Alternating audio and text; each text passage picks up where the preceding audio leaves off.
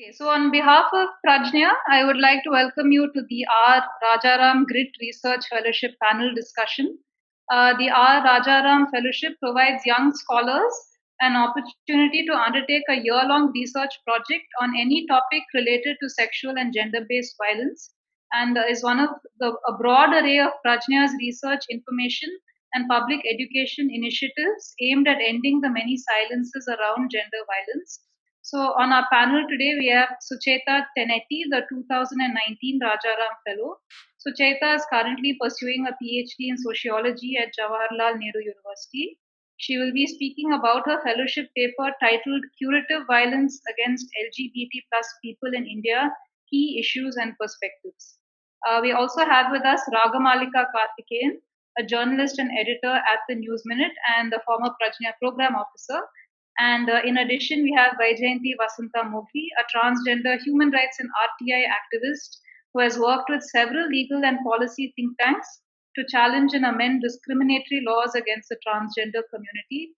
She is also a co-founder of a number of collectives such as the Telangana Hijra Intersex Transgender Samiti and the Queer Swabhimana Yatra. My name is S. Shakti. I work in the Humanities and Social Sciences Department at IIT Madras, and I will be moderating the session. So we will begin with Sucheta presenting some of the key aspects of her paper for about 20 minutes, which will be followed by a discussion among the panelists. Over to you, Sucheta. Thank you. Thank you, Shakti. So I'm just going to outline some of the main concepts and arguments in my paper, which is entitled, as Shakti has said, Curative Violence Against LGBT People in India, Key Issues and Perspectives. So the term curative violence as used in this report refers to the various forms of violence aimed at eliminating or suppressing the expression of any kind of gender and sexual nonconformity.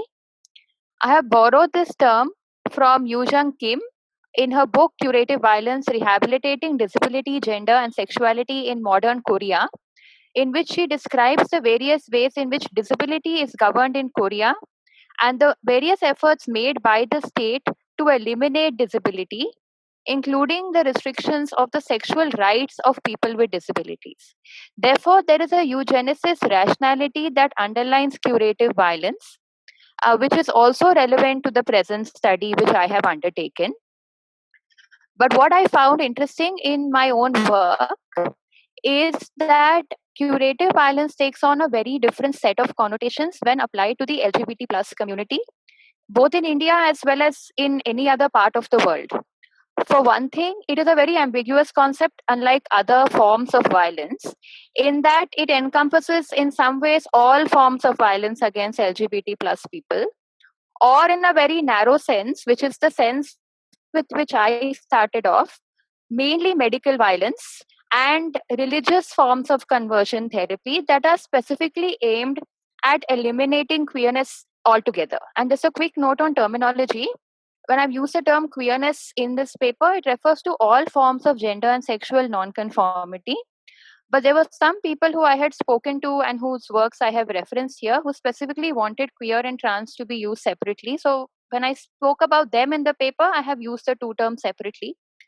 Queerness is a generic term that I have used here for gender and sexual nonconformity. So when I started off, I assumed curative violence to be purely about elimination. But then I realized through the fieldwork as well as through the literature review that it has a lot to do with the suppression of the expression of gender and sexual nonconformity as well. So Yoo-Jung Kim defines the term cure, C-U-R-E, cure, in two ways, only one of which is associated with curative violence, and that's the only definition I'm going to read out now.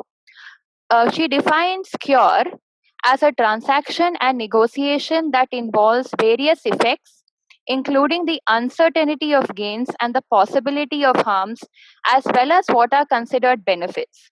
So this term itself seems very ambiguous, but then the concept of curative violence itself is very ambiguous. What it essentially means is that curative violence has no clear goals. It is not very clear what wants to be accomplished at the end of it, and it is not clear how. It is not clear what the benefits would be, and there are harms entailed as well, and there is no clarity about it. Unlike a cure, the way we use it in a generic sense, for instance, if you have an illness, you take a tablet and you are cured of your illness.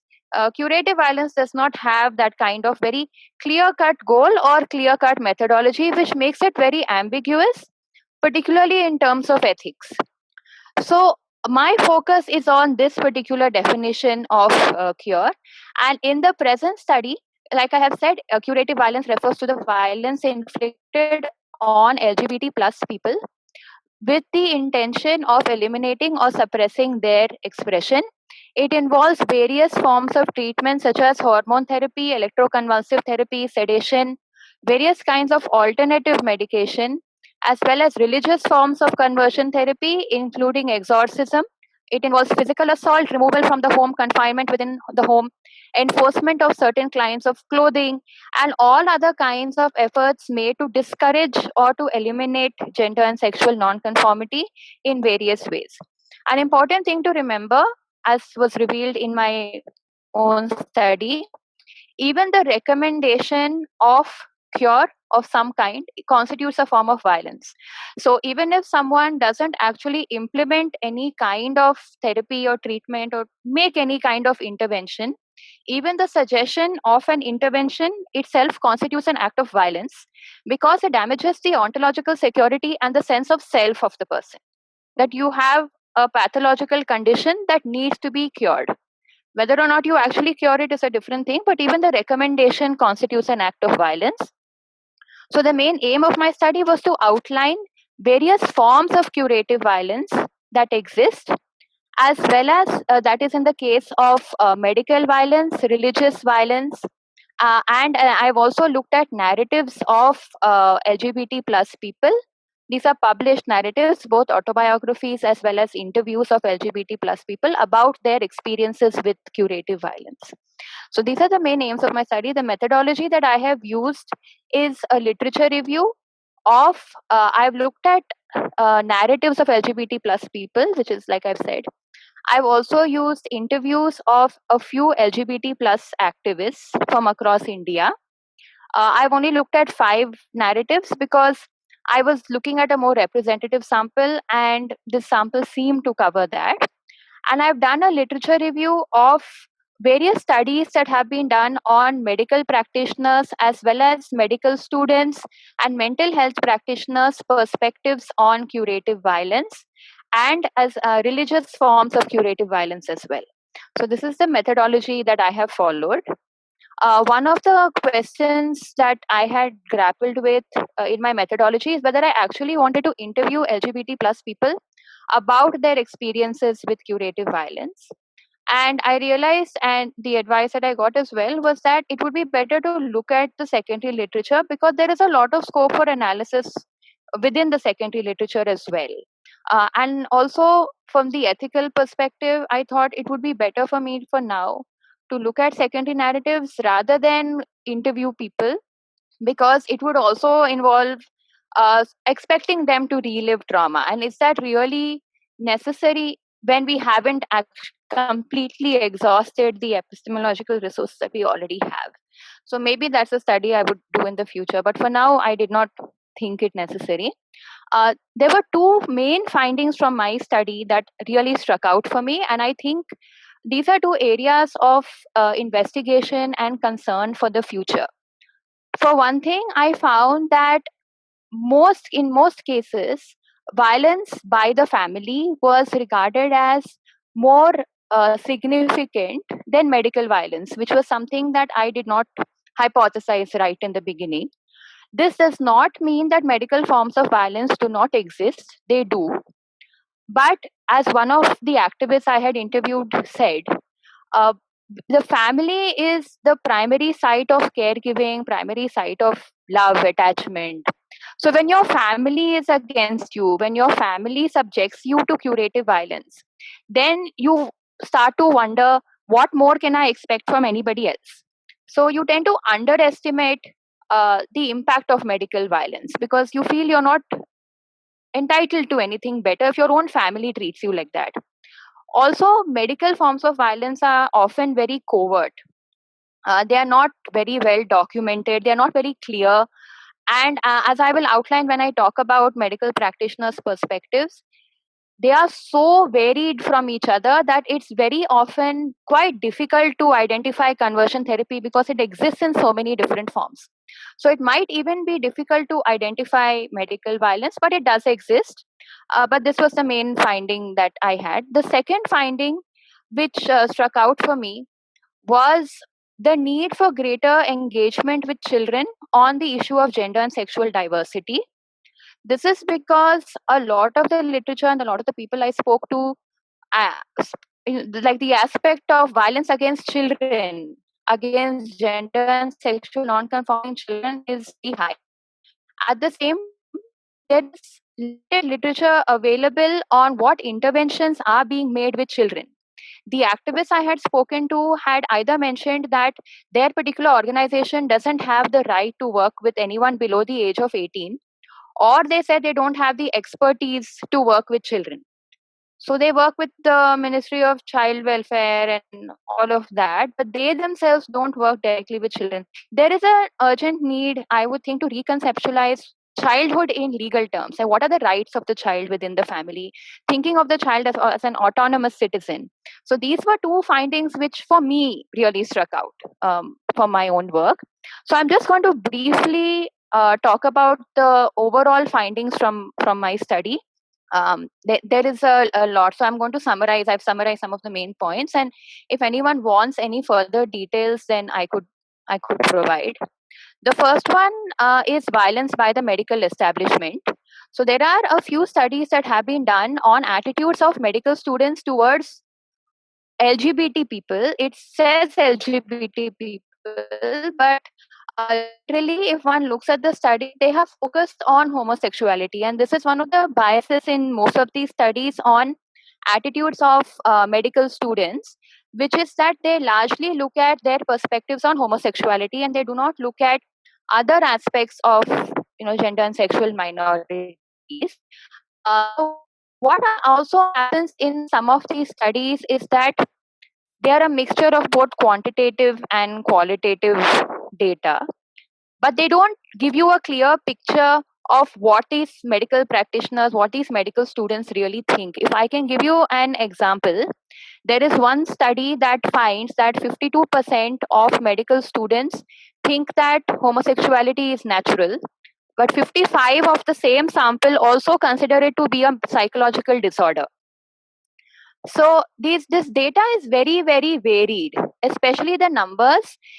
They don't really give you a coherent picture of what medical students think about homosexuality, besides the fact that the findings about homosexuality are sometimes generalized to the entire LGBT plus community. So it's not very clear from any of these studies what the perspectives are. At least it wasn't to me. Some findings here and there, some piecemeal findings with which I don't think anything much can be done. There's some studies have found a correlation between people who think of homosexuality positively and those who have homosexual friends. They find that by and large, medical students are very uncomfortable talking about sexual and gender diversity. They're uncomfortable taking detailed personal histories from LGBT plus clients. But these are piecemeal findings. Like one doesn't have a clear idea what medical students think. In most of the studies, the simple question, do you think homosexuality is normal? People have answered yes. But then if one goes into the nuances of it, we don't have a clear understanding of what medical students currently think. I, my own personal finding was that I think there's a greater need for qualitative studies on medical students' perspectives as opposed to quantitative studies, because there seem to be a lot of quantitative studies. Because you really need to understand their rationalities, the way they are thinking. They think it's normal, but it's okay to be homosexual. You shouldn't try to cure homosexuality, but it is a disorder. And homosexual people are some of the biases that they have, that they are promiscuous, they are sadistic. So these things don't go together and don't make sense in a quantitative study. So I would think that more qualitative studies would help. The other section was attitudes of doctors. again, within this section, there is a lot of bias towards homosexuality, particularly male homosexuality.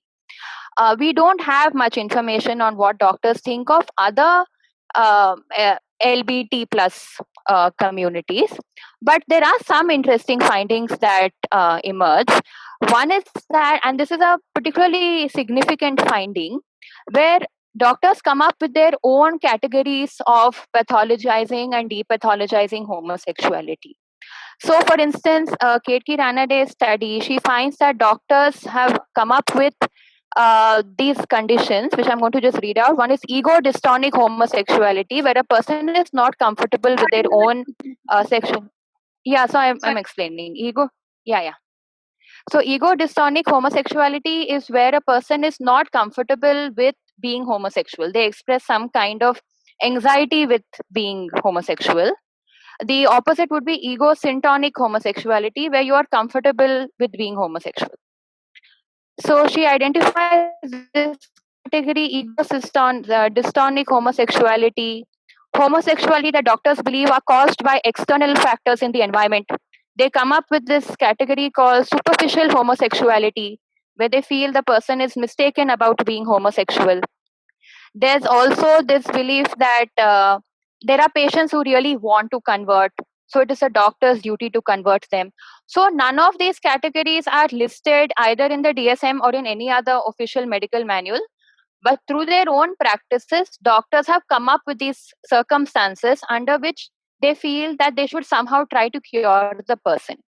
They don't consider this to be violence, and it's not, for me it's not difficult to consider this to be violence, but their argument is that this is what the patient wants, this is what the person who comes to us wants, and it's our duty to deliver to our client. So if someone comes and says cure me of homosexuality, I have to do my best to cure them. It's not violence. The other thing that is mentioned in this study is that the decision to implement curative violence is based on norms of heterosexual marriage and what constitutes appropriate sexual functionality within marriage. So it could be that a gay man, again, like I mentioned, it's on male homosexuality. So if a gay man, for instance, comes into therapy and says that they're having difficulties in their sex life and they are married to a woman, the doctor feels compelled in that case to, I wouldn't say feels compelled, but feels justified rather in helping this person overcome what is called sexual dysfunction, because the person has diagnosed sexual dysfunction in themselves, is the argument. And here it's important to mention that Katie Ranade's study includes all kinds of doctors, not just medical professionals.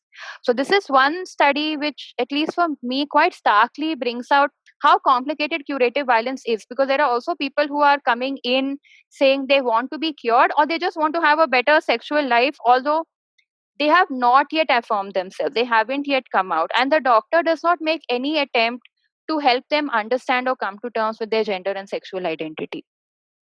About, like I said, the other aspects of the LBT plus spectrum, there is not much work that has been done. There are some journalistic reports on violence against trans people by the medical establishment. Again, many of them are just medical violence, not curative violence per se. But one example which did stand out for me is where a trans woman narrates how her doctor breached her trust. So she was forcefully taken to this psychiatrist by her mother with the intention that she would be cured. And the doctor then revealed everything that she told him to the mother and told the mother, now it's your duty to cure her. So, breaching of trust is another kind of curative violence. Moreover, particularly in the case of trans people, there were several instances of denial of medical treatment altogether. When you approach any sort of medical establishment for any kind of treatment and you're not given treatment at all. So that also to me seems to be a kind of violence which I would think of as cure through denial. You deny treatment altogether. Now, sometimes that could be with the intention that if we just turn this person away, maybe they will change. But it's more because they just don't feel like they want to treat this person. They just don't feel like it is their responsibility to treat trans people. But I want to tentatively park the concept of cure through denial of medical treatment altogether. I'm not fully sure if it's a form of curative violence per se. Medical violence, definitely. Curative violence, I'm not very sure. The final category within medical violence would be violence against intersex people. So the particular problem with intersex people is that we have very little literature on intersex health. There is a lot of literature that is available just identifying various intersex conditions variations. If someone at a later point wants to know why I use the term conditions and variations interchangeably, I could explain. But I have a reason for that. But there is a lot of medical literature available on identifying these different variations, but we don't have a lot of understanding on, say, intersex people's experience, and there isn't much available as of now. The little literature that is available talks about forced gender assignment surgeries on intersex children. That is definitely an important form of curative violence, a very obvious form of curative violence against them. It becomes particularly difficult, again, like I had mentioned, because children have very limited rights in our country, very little capacity for self determination. So, in what little literature is available on intersex health, no concern has been taken for the expression of gender and sexual identity of an intersex child. There are some doctors who have narrated intersex adults people's experiences, what their sense of gender and sexual identity was. But when there are children involved, even if the children are, say, 12 or 14 years old, their voice is not present in any of the literature. It is purely a diagnosis and a form of treatment, whether surgical or not. It could also be hormone treatment for that matter. It also could just be enforcing a gender of rearing. So maybe there is no form of biological intervention on the intersex child's body in any way, but the doctor, based on a whole set of diagnosis, simply asks the parents, raise the child as such and such gender. There's no intervention. That is either implemented or recommended. It is just about the gender of rearing. So that is as far as medical violence is concerned. Religious violence, I'm going to go through a little quicker because I'm sure most people would be familiar with Baba Ramdev and Zakir Naik and their views on curing homosexuality. Gurmeet Ram Rahim Singh and his organization Dera Sacha Sauda was also propagating a cure for homosexuality, as was later discovered. One particular point about these people that I want to emphasize is how they keep drawing on the rationality of science.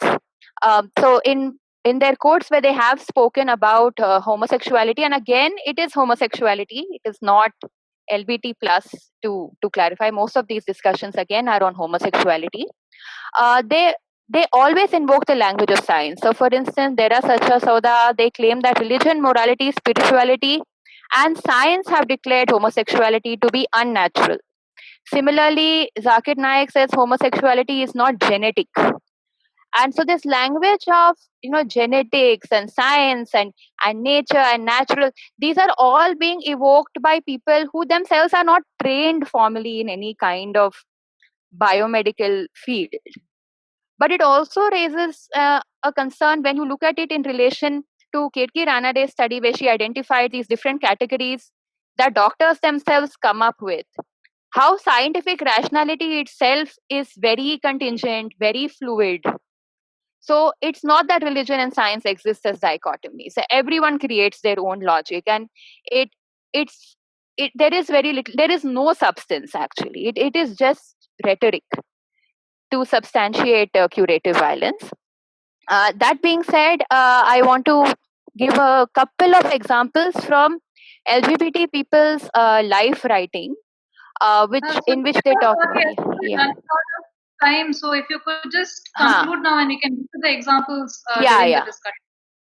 Okay. So as far as curative violence by the family is concerned, I think that was something we've already mentioned. It would be, say, confinement within the home, removal from the home, physical assault, all kinds of things, forcing various kinds of attire.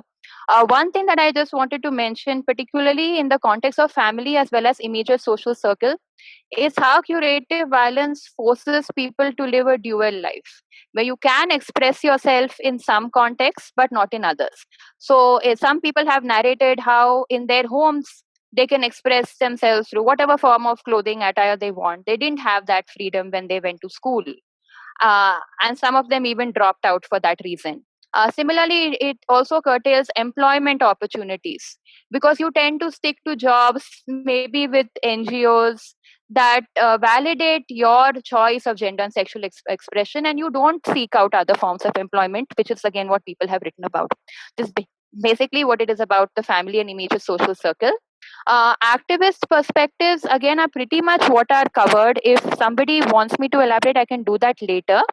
A couple of points which came out from the activist perspectives were about how, again, in the case of childhood, how children very often do not have the freedom to express their gender and sexual identity.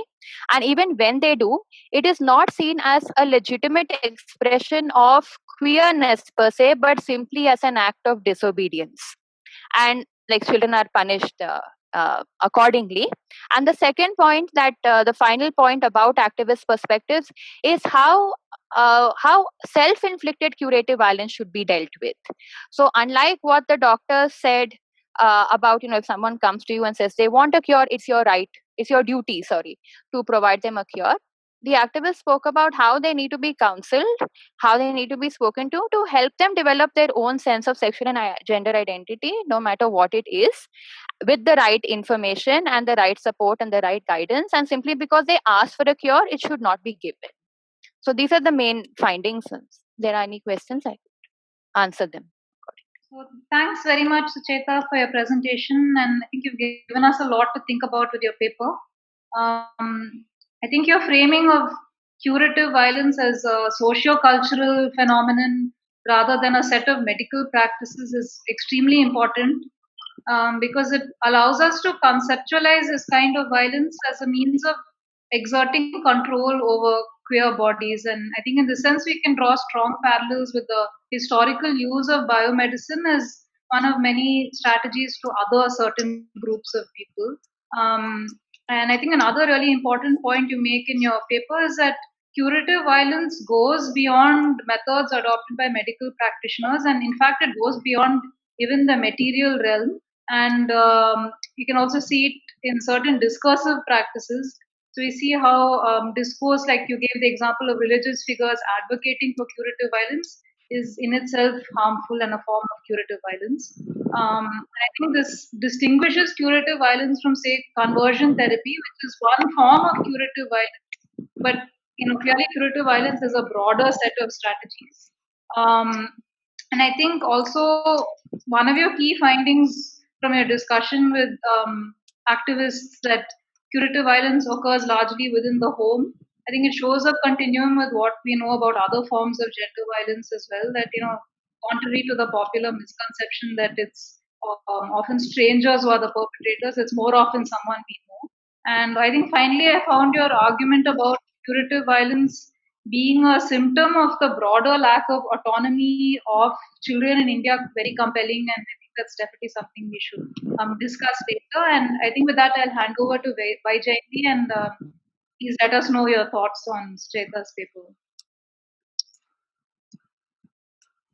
So, not being a researcher and being an activist who has heard and accompanied and met survivors and also undertook some mystery shopping exercises with mental health care professionals. I agree that conversion or aversion or conversion therapy is just a form of that. And in my years of activism and advocacy, we have seen curative violence being administered not just by allopathic mental health professionals, but also by Unani practitioners and Ayurvedic practitioners. We've also encountered mostly with queer women and transgender persons assigned female at birth We've also noticed wide instances of corrective rapes, which masquerade as some cure. Often in South India, perhaps also in other parts of India, there's a practice of minimizing dowry by offering the girl, the child who's raised as a girl, to as a bride to either the maternal uncle or the paternal cousin, the paternal aunt's son, and so on. And if that child doesn't identify as a woman or identifies as a queer woman who's not really interested in men, there have been cases of the parents of that person sanctioning coerced premarital sex as a form of curing that person. That apart, in my own instance, and I've been very public about this, I have undergone conversion therapy. I was administered electroconvulsive therapy, which was later, at a later stage. But for starters, I was administered sedatives, tranquilizers, and I was there in that psychiatric home for almost 8 to 9 months, where I was made to do a lot of gardening, and I was taught to weave garlands. Now, when I asked the psychiatrist, the psychiatrist's rationale was that that gardening is a way of being with nature, which is very natural, and that it would then convert the person into a well adjusted cisgender heterosexual person, like how most plants and are. So we were forced to do gardening for starters, and there. So it ranges across many such interventions, and as Sucheta said, as patients, we don't know if these are scientific or unscientific, as quote unquote patients, because we are sent there as patients. We don't know, but we take it for given that perhaps this is scientific. And I'm talking about things that happened 20 years ago, 15 years ago. In the space of clinical psychologists, so not necessarily governed by the Medical Council of India, who come perhaps under the Rehabilitation Council of India, it's not as well laid down, and I think there's a lot more work that needs to be done there. We get such cases on almost every fortnight, every week, of breach of trust, breach of confidentiality, that because the mental health care professional is being paid by the parents, the healthcare professional feels much more obliged to cater to the demands of the parents, regardless of whether or not they are ethical, scientific, or otherwise. Even in cases where it is the queer person who's the client and the person making the payments, in our own case in the state of Telangana, we have the Institute of Mental Health, which is a government psychiatric space, a state government space. So in my case, because I had already got my gender dysphoria, gender incongruent certificates done by Apollo long ago and Fortis, and also got my gender and name change done at the district magistrate, Mandal revenue officer, tehsildar level, got it published in the state and the central gazettes. They didn't really have much, but they were very unwilling. They wanted to, I felt as though they were trying to save up their posterior, cover up their posterior. They were kind of convinced that they perhaps are doing something wrong. So it was a tightrope walk for them. And I've been public about that gender dysphoria certificate that I got from the government hospital. But many of my other transgender friends have not been able to use it because they don't have the name and gender change, gazette notifications or tehsildar letters and so on. So it's become much more difficult, particularly if the person is below 21. They make use of that to say to those who are assigned male at birth that no, you see, the age of consent for people assigned male at birth is not 18, it's 21. And even if it is above 21, they yet would want the parent to come, and they want to talk to the parent and so on. Most transgender persons, as you know, if not all, many of them have been abandoned, have either been thrown out of their homes or have ran away from their homes, and they've lost touch with their parents. Yeah. So, these are the things at the top of my mind. I think that resonate also with this report, and I'll, hand it over to you. Thanks a lot, Vaijayanti. Raga, what would you like to say about the paper? Thanks, Shakti. Thanks, Vaijayanti. Thanks for sharing your experiences also. Thank you, Sucheta. I don't have too much to say, except when you look at sort of curative violence or conversion therapy, there is a lot of systemic violence also.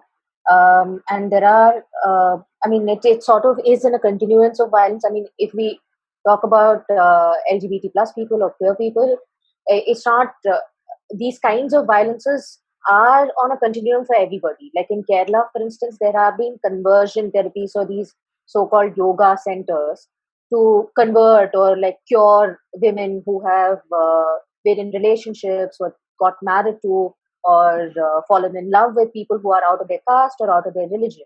So these conversion centers exist for that. And as we've seen in Anjana Harish's case, again, there was another conversion center which was a yoga center, or it's named in these different ways. So this kind of violence of going against the set sort of whatever is considered normative, whatever is considered correct, that you have to confirm with whatever gender you're assigned at birth. You have to confirm to whatever people say your caste is, and therefore you have to sort of follow the caste system. You have to be within the religion. You can't transgress any of these rules that are sort of set for you.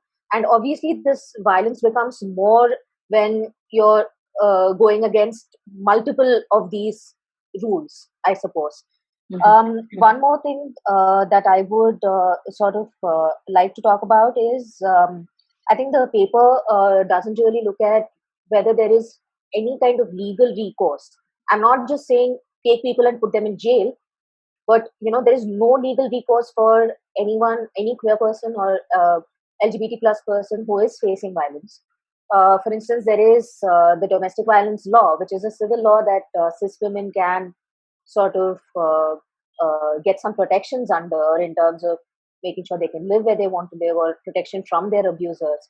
But because there isn't even proper recognition, I mean, when you look at the Rights of Transgender Persons Act that was passed last year, there isn't even like proper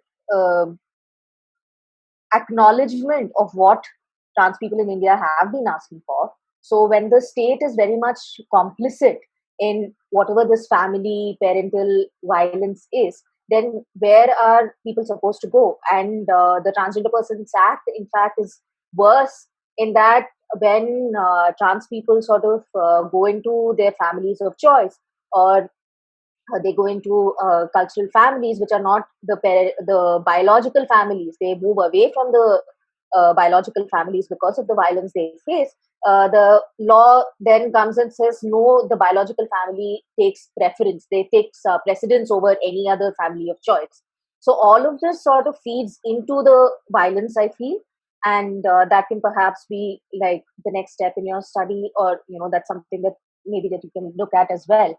Because these are not, I mean, this is, why does this violence like continue? I mean, we talk about like domestic violence against cisgender straight women. To some extent, there is recognition that this violence is wrong, right? Although there are laws against dowry, everybody participates in dowry, but if it becomes like violence that ends up in a death or like serious injury, then you're like, oh no, there is something wrong with it. But there are some, I mean, because there is like this consensus that all of this violence is wrong at some level, there is some sort of recourse that people do have, whether that system is perfect or not. But there is no acknowledgement of the identities of queer people in India. And even when you talk about like Section 377 and the Supreme Court sort of decriminalizing 377 or anything of that sort, like there was so much like popular support for it, great. But when it came to the TG Act, there was like literally nobody has even heard about the law, or nobody knows like, you know, how much trans people have been fighting against the law.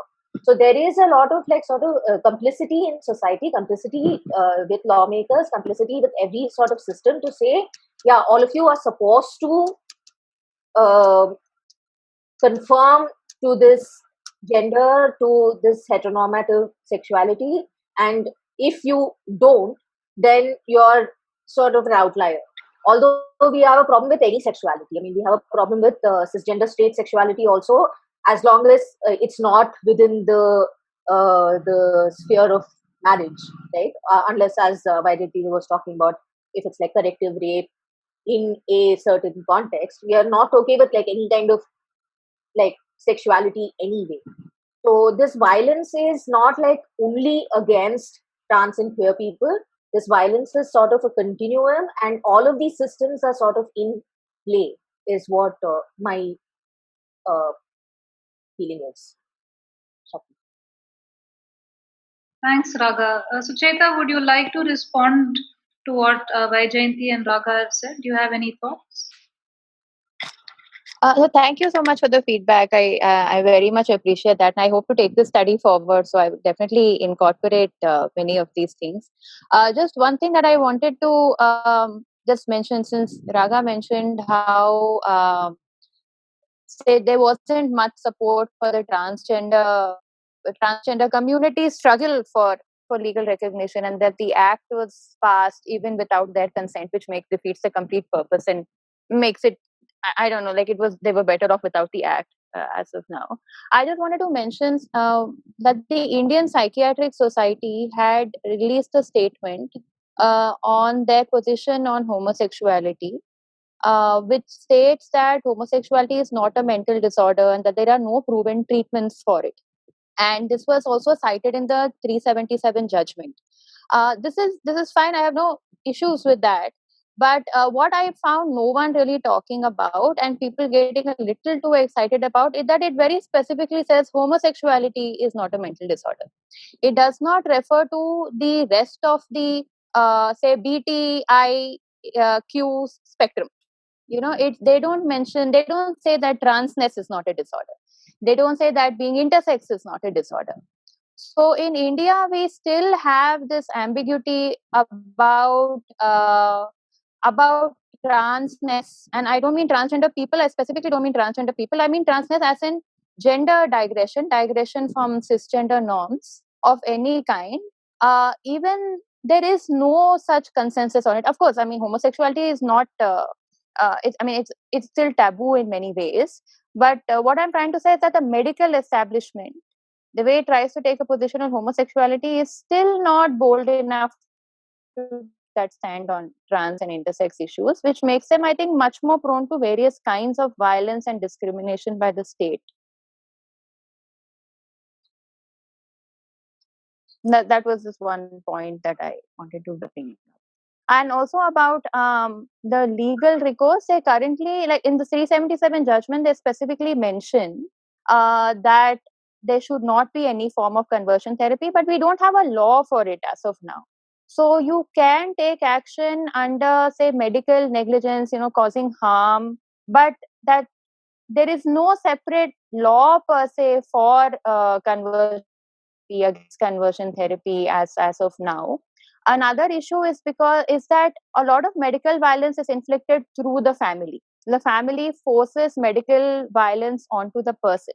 So a lot of people are going to find it very uncomfortable to even file a case for conversion therapy. This has to, there is no law under which you can file a case. But when the law comes, it's going to be difficult because you will in some way also then have to bring your family into it.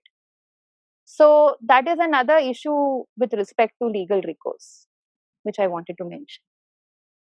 Also, to sort of add to that, the police system isn't exactly perfect. I mean, even if you say legal Yeah. recourse, there is a law. Like, who do you go to? And there is so much sort of police violence in the country and across the world that, Yeah. I mean, especially queer people, LGBTQ plus people, how do you sort of go into a police station without any support, where you know that the humiliation is going to be like more? And I'm sure Vaidehi can talk more about the actual on ground sort of experiences of queer and trans people when they have to go to the police. Mm-hmm.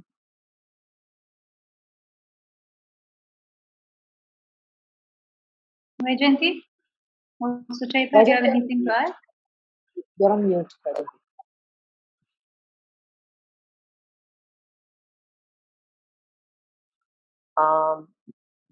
Now, with reference to, there are quite a few queries that keep coming up. Even before we litigate, if a psychologist were to a mental health care professional who's not an MBBS, a psychologist, a counselor, were to breach trust, were to administer conversion therapy,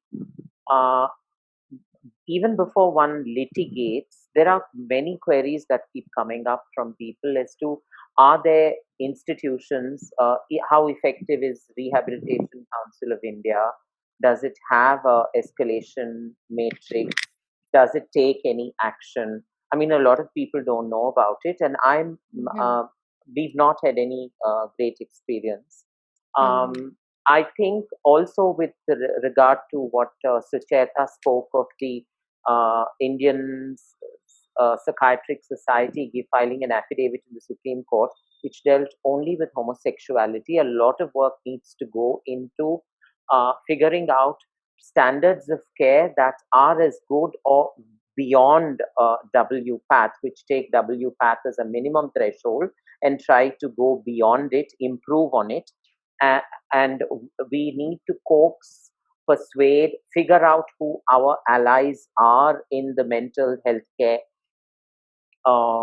space, and lobby, do advocacy with them for them to perhaps initially give out a statement similarly, and if possible also intervene in the Trans Act's constitutional challenge in the Supreme Court. As of now, there's just there's Swati Bidan Barua, who's the first petitioner represented by senior counsel Anita Shenoy, and then there's Grace Banu and others represented by Jaina, and I'm one among the others there, represented by Jaina. There's also HRLN, who's representing Rachana Mudraboina and others, which hasn't been admitted yet, but it will hopefully get admitted. But I don't think 3 petitions are anywhere close to being enough. It has to be a diversity. We need to have mental health care professionals, our strong allies, preferably trans people who are themselves doctors or mental health care professionals, parents perhaps of such trans persons, academicians like yourselves, Sucheta. I would exhort you to consider intervening in that litigation, so that it's broad based and so that the court doesn't rush into giving a half baked, haphazard kind of a judgment. My last point would be about the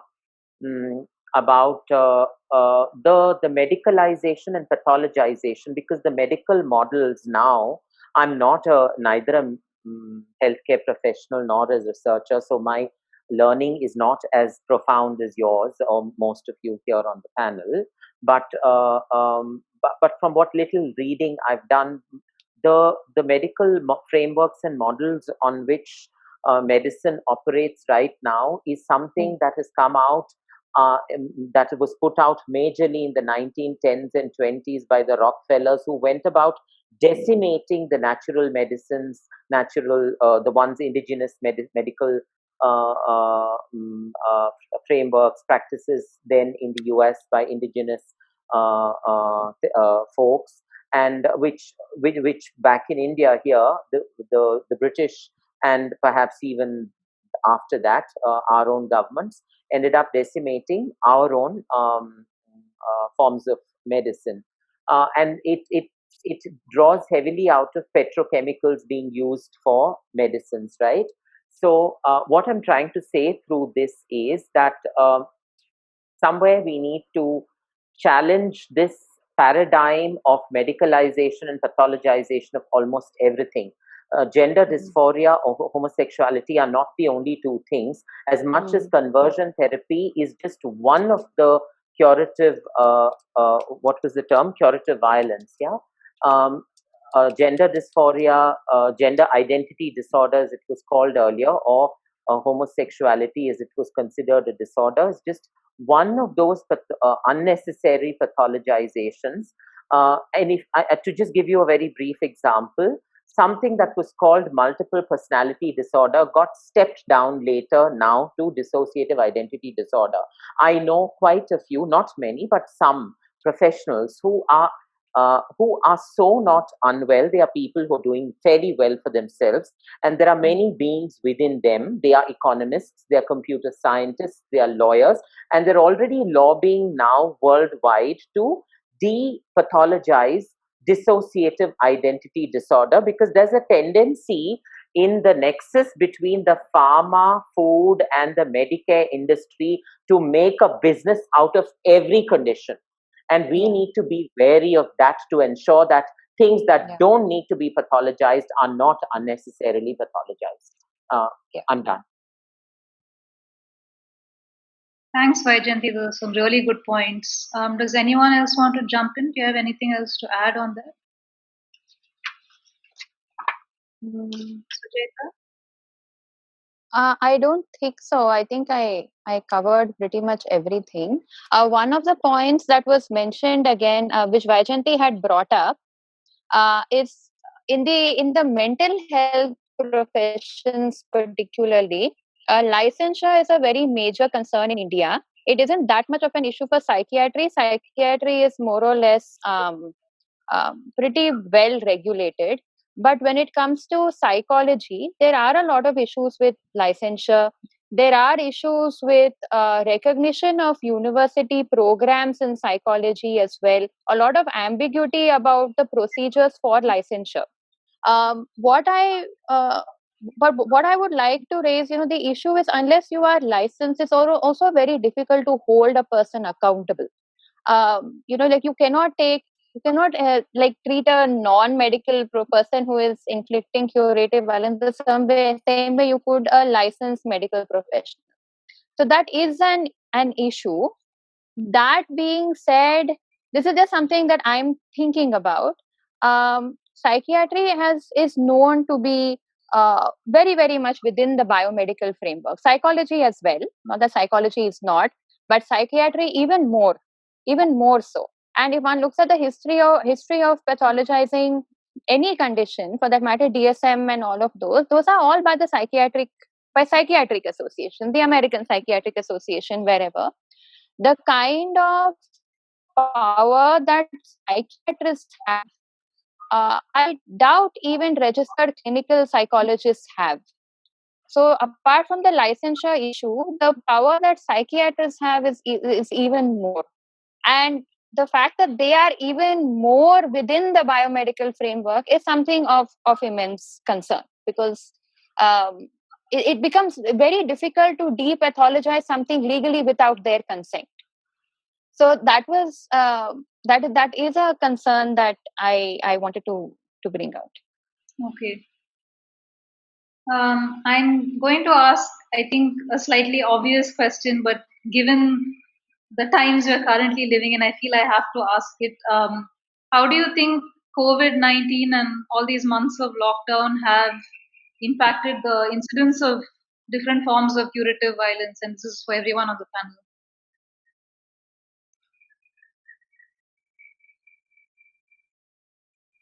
I wouldn't know honestly, because I'm very aloof. So at a personal level, I really wouldn't be able to say. But what I did find interesting, for one thing, the Anjana Harish case was a case of curative violence that took place during the lockdown. And a lot of discussions that have been taking place on queer LGBT plus people's mental health have also spoken about how they are being because they are confined in the home, many of them with in hostile home environments, and they are not being allowed to express the way they want, and even being forced to consider marriage, lots of other things, emotional abuse and all. I'm sure the other two panelists would know a lot more than I would. One thing I did find interesting is that the Indian Society for Psychiatric Social Workers and the Indian Society for Clinical Psychologists, as well as the Indian Psychiatric Society again, all issued statements saying homosexuality is not a mental disorder. Now, all during the past 3 months of the lockdown.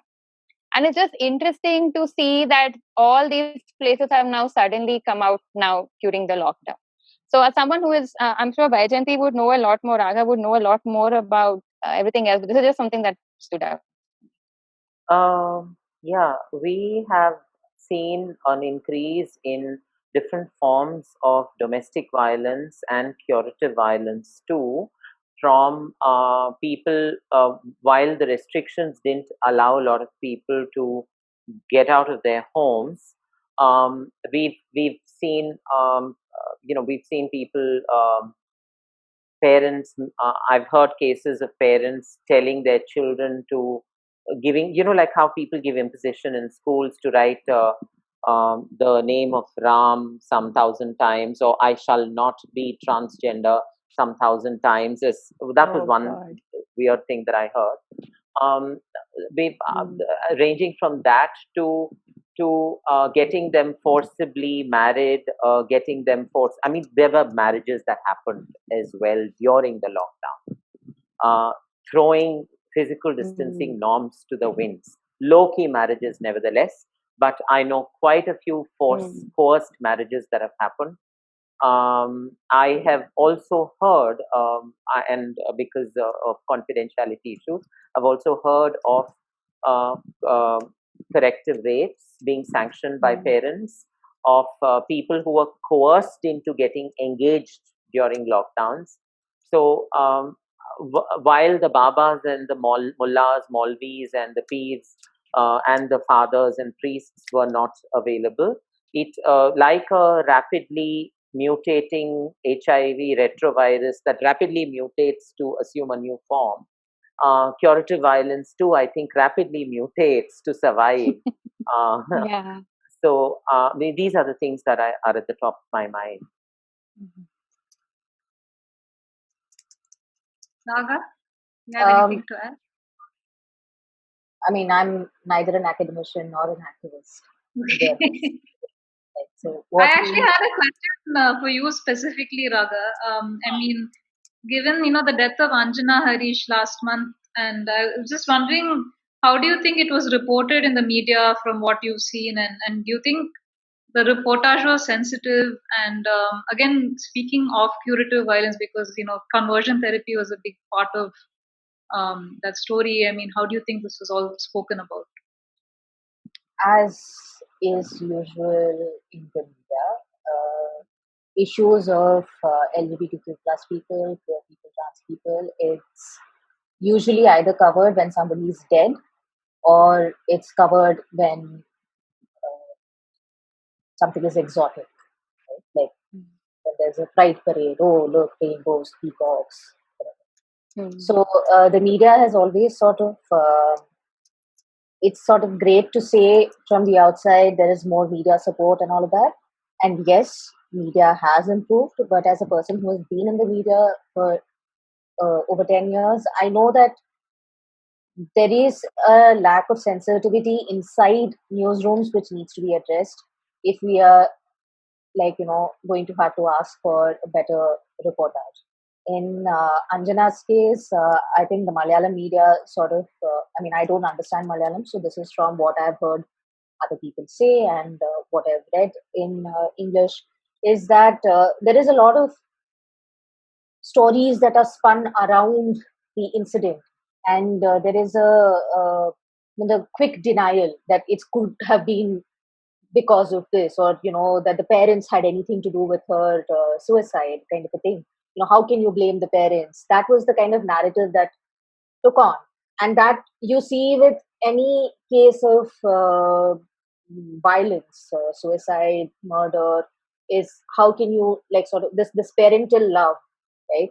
This familial love is given so much importance in our media circles, where you hear even journalists, really senior journalists who you think are very sensible, etc., in all cases, say stuff like, for instance, in the Pranay case or any other caste killing case, that how can you disregard that father's feelings, or how can you disregard what the parents think? And that is so part of our psyche as a society that it all sort of comes back to it. Like, how can you disregard what the parents will think if their daughter, whom they have like fed and raised for so long, turns out to be a lesbian? These are the kind of narratives that you hear everywhere. I mean, these are rhetorical discussions that happen on Facebook groups and WhatsApp groups, and increasingly we are seeing that even on the media, that's the kind of discussion that is happening. It's not moved anywhere beyond that. It's not like people are saying, in the name of balance, right? Whatever that balance is, to say, oh, I will get an activist like Vaijayanti who's got like this many years of experience on the ground working on this issue, and I will also get quack to sit at the same level and say whatever their issue is, whatever their version of events is, or whatever their opinion is. And that is a problem in the media. That is a problem in the media that we need to address. And there are a lot of internal voices also sort of like questioning this kind of coverage in a lot of issues, but it's not enough, I guess. It's not enough to sort of say the coverage is bad or it's insensitive. We need to sort of keep pushing. I mean, a lot of times, even the language used is like, language use is ridiculous. So, I mean, one thing is to say publicly, I will call out. It is important to do that at many times, but it's also important to sort of say, hey, I know that journalist working in that organization. Can I sort of connect with them and tell them that this is the wrong language to use, or that they should change the way they're covering an issue? Because a lot of times, I mean, dead naming is something that happens a lot in media, right? So if a person, a lot of media stories, even now, I guess, start with the whole, oh, this person used to be called this, and then now they are called this. I mean, why do you even need that information? How is that adding to your story in any way, right? So this whole exoticizing of identities, saying, oh, look at what the clothes they're wearing are, and all of that stuff. And a lot of other kinds of crimes also happen because there is so much like sensationalization in the media about identities, and it's kind of ridiculous. You see that, I mean, again, like when a trans man died in Tamil Nadu a couple of years ago, it was suicide. But the whole story was they misgendered him throughout the coverage. Similarly, with there was a trans man who died in Kerala a couple of years ago.